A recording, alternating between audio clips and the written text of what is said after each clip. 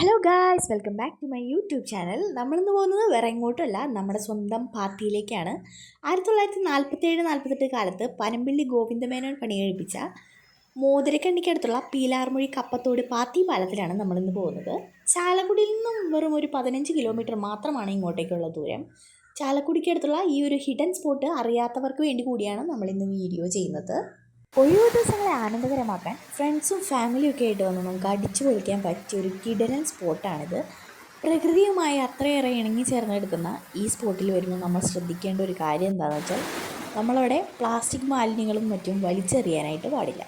നല്ല മഴയുള്ള സമയത്താണ് പോകുന്നതെന്നുണ്ടെങ്കിൽ നല്ല വെള്ളവും കുത്തൊഴുക്കും ഉണ്ടാവും. അതുകൊണ്ട് റിസ്ക് എടുത്ത് ആരും ആ സമയത്ത് ഇറങ്ങാനൊന്നും നിൽക്കരുത്. മഴയൊക്കെ കുറവുള്ള സമയത്താണെങ്കിൽ നമുക്ക് ഇറങ്ങി കുളിക്കാനൊക്കെ പറ്റും. നിങ്ങൾ ഈ സ്പോട്ടിൽ പോയിട്ടുണ്ടെങ്കിൽ നിങ്ങളുടെ എക്സ്പീരിയൻസ് കമൻറ്റ് ചെയ്യണേ. അതുപോലെ തന്നെ നിങ്ങളുടെ ഫ്രണ്ട്സിന് ഷെയർ ചെയ്യാനും മറക്കല്ലേ. അപ്പോൾ ഇത്രയേ ഉള്ളൂ നമ്മുടെ ഇന്നത്തെ video. Tata bye bye, see U.